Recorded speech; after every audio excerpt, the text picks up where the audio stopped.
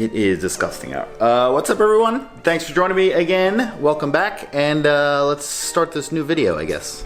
I've been wanting to just give a quick, well, I'm gonna try to make this quick, quick rundown of everything I've done to the car so far as like a, I guess like a phase one type deal. I had this car, I keep saying the car, 240SX. I bought it with the RB25 swap in it, then I did a bunch of work to it. I've had the car for working on 2 years now. In that time, I did a boatload of stuff to the car. I kind of want to just document it because it's going to be, it's a never-ending build. I don't think it's going to be done for a while because there's a bunch more stuff I want to do to it. So I'm just trying to get like what's done with it now, and then eventually we'll go over it again when there's more stuff on the car. Once again, this is my 240SX. It's an s14. It's a 1996. Has a RB25 engine swap in it. Bought the car swapped already, but as you see, I did a boatload of, I did a lot of custom work to it. If you're wondering why the car's on jack stands right now, it is in the middle of a brake upgrade. So I will link the brake upgrade playlist up here. Do fronts, rears. The rear is getting up. The front were already Z32 brakes, and the rear I upgraded to the Z32 with their working e-brakes, so check those out. So I want to give us kind of like rundown of this. It's kind of more of a track focused build, more driven on the weekends on the street, but focused for the track, like race car-ish, no drifting, regular racetrack. So let's jump into this. We got a light here, and then we're gonna start, I guess we're gonna start with the rear suspension. I will point out things that were already on the car, as opposed to ones that I added to the car myself. So we'll start with the rear. Wow, that's really bright. We will start with the rear and work our way forward, I guess. So right now, the rear of the car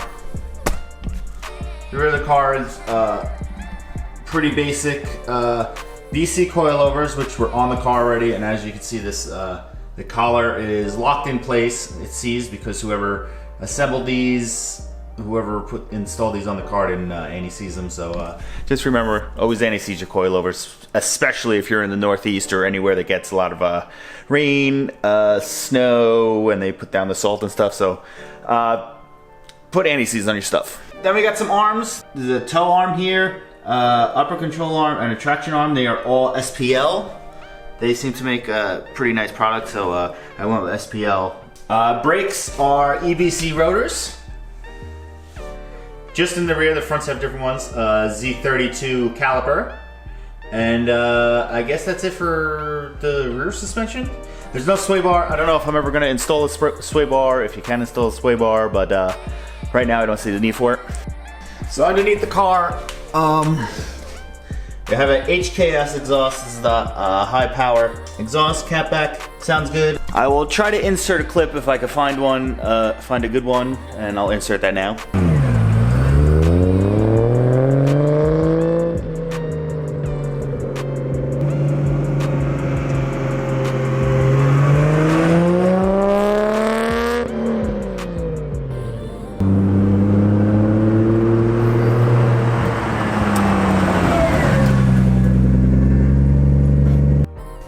So I guess kind of working our way up and forward, up and forward.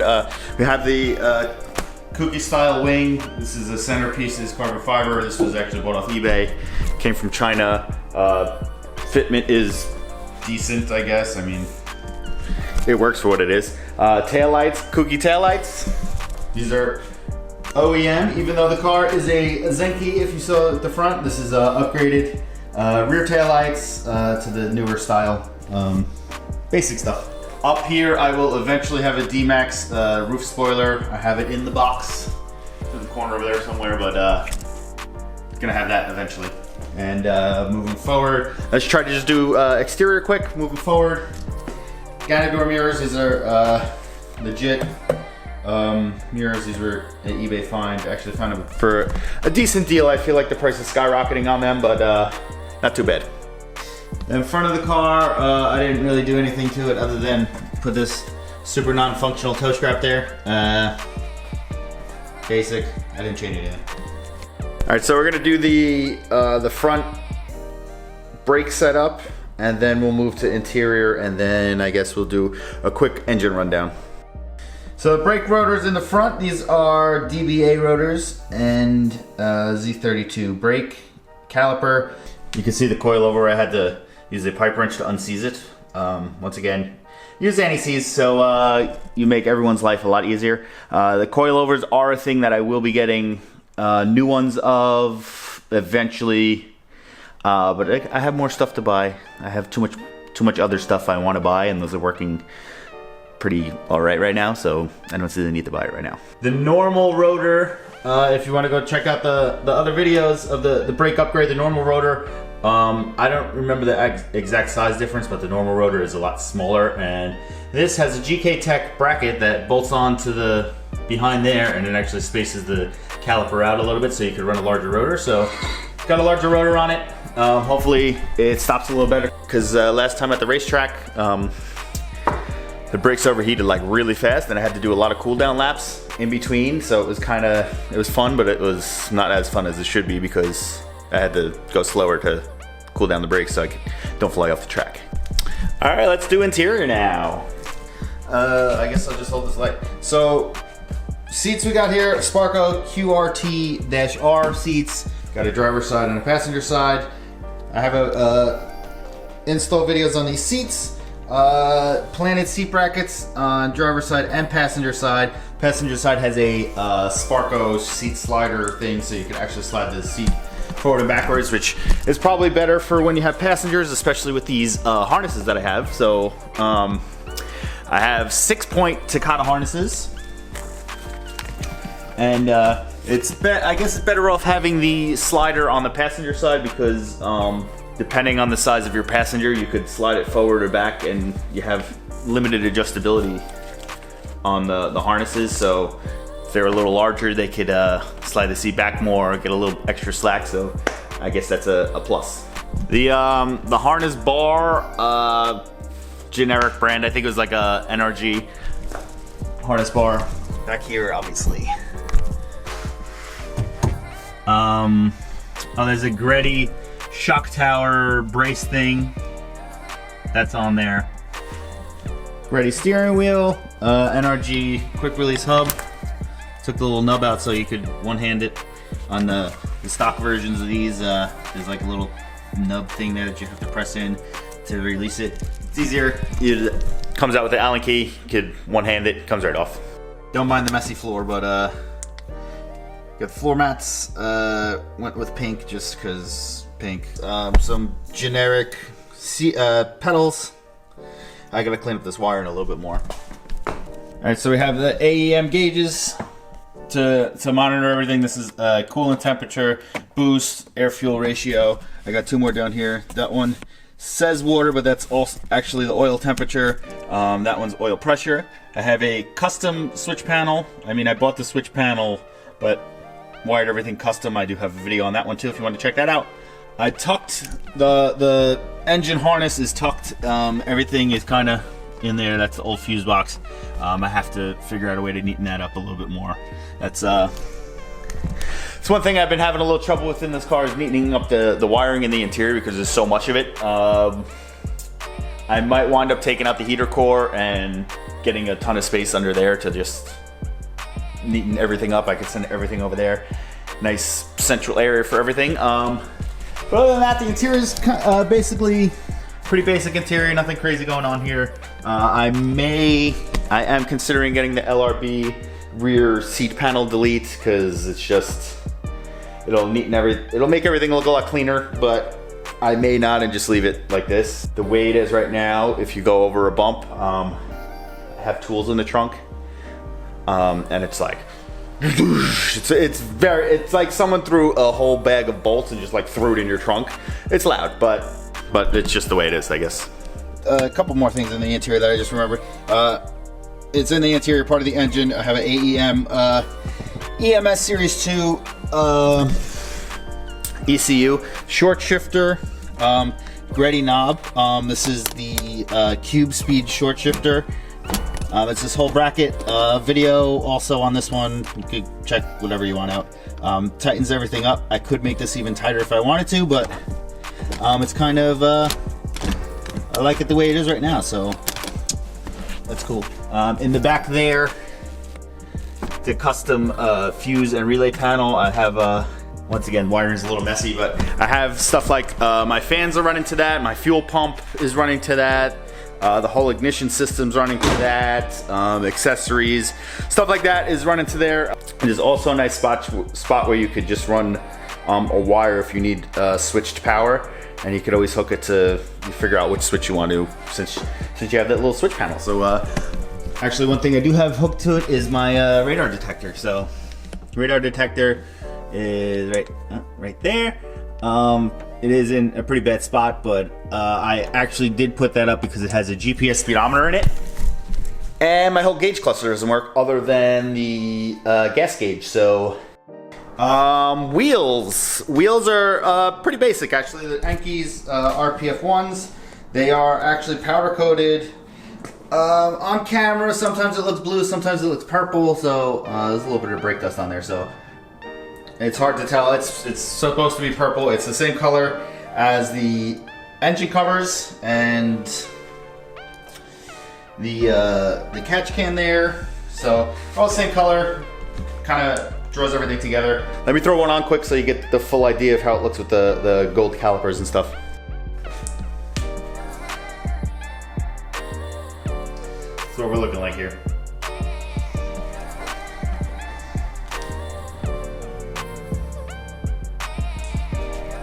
Now, the moment you've all been waiting for, maybe. So we have an RB25 Series 1. I will do a much further in-depth walk around of this engine. I want to do a full cost breakdown of how much it costs to build like a 500 plus horsepower engine. So stay tuned for that. You're gonna have to subscribe for that because I'm not sure when I'm gonna do it because I gotta tally everything up and then cry for a little bit and then maybe film the video. So to start off, like I said already, RB25. This is a Series 1 engine. Coil packs, split fire coil packs, some generic catch can that I found off Facebook. It was good.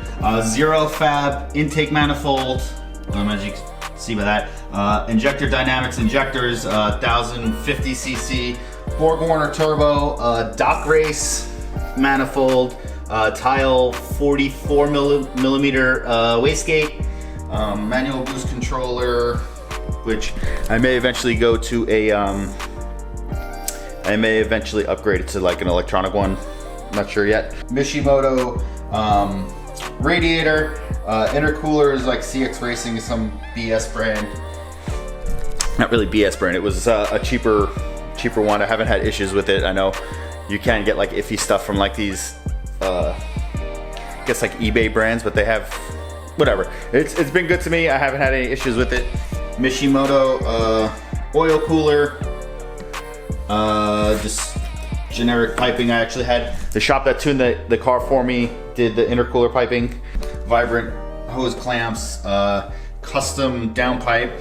With this setup, you're never gonna mate up, or I mean, at least I couldn't find a downpipe that would go from turbo to fit my catback. So originally I had the exhaust with just a 90 degree and it was going out the hood, and that's why that hole's there. But air motive, fuel fuel pressure regulator, there's a Walboro 450 in the tank. Fully built, there's Kelford cams, Manley rods, CP pistons, N1 oil pump, water pump, the basic stuff. I have a head drain, I believe it was from Franklin Engineering. This is the Greddy, I think it was Greddy, oil filter relocation. Don't worry about this huge thing, but that's in there. I forget the brand that does the block that goes, the oil adapter block thing that goes on the actual engine block itself, but it goes from there, dash 10 ANs to this thing, and then I have that going out to the oil cooler. I think it's kind of like a basically like standard-ish engine build, but like I said, you're gonna have to subscribe to get the full rundown. I'll go a lot more in depth with this whole with the whole engine builds because it took me a little time. I do have a playlist. If you don't feel like waiting for my little rundown of price, because that's going to take me a little while. Like I said, I do have an engine builds playlist. You can go check that out. Link that up there. There's a lot of stuff done to this. You're going to have to subscribe to get the full cost breakdown of this. It is, like I said, it made 535 horsepower, 460 pound-feet of torque, I think. It moves pretty fast. The turbo is a little laggy. There's a couple things that I may have done a little different if I were to do it again, but for now it's staying the way it is. Well, I painted the engine bay too. That's a GTR color. I think it's like gold silica breath or something like that. Kind of looks like a Toyota Camry. I mean, it kind of fits with the front end. I always thought this front end looks very like Toyota Camry-ish. Possibly the coolest thing that I may or may not have forgot. Underglue. Now when I say there's some more things I want to do to the car, one main thing, it's like a super main thing, is do a whole front end swap of it. I want to upgrade, I guess upgrade. It's really upgrade. To me it's an upgrade. To the kooky front end. Need to find a whole front end bumper, side skirts, rear bumper that flow good together. I'm thinking of just buying a whole kit, even though the rear bumper is a little iffy to me, but I think I'll get over it. I don't really see anyone running this kit either, so I might just do that. Definitely need a new gauge cluster. Thinking of doing a full digital gauge cluster, so hopefully we could get one of those for a decent price and figure out how to wire that into the car, because I really have no idea. So if you like anything with this build, if you thought anything was cool, if you want to learn more about it, subscribe to the channel. I will be doing a lot more stuff to the car, obviously. If you have any questions about anything, leave it down below in the comments. Throw me a thumbs up, subscribe, hit the little alert bell, and tell your friends, and we'll see you on the next one, I guess.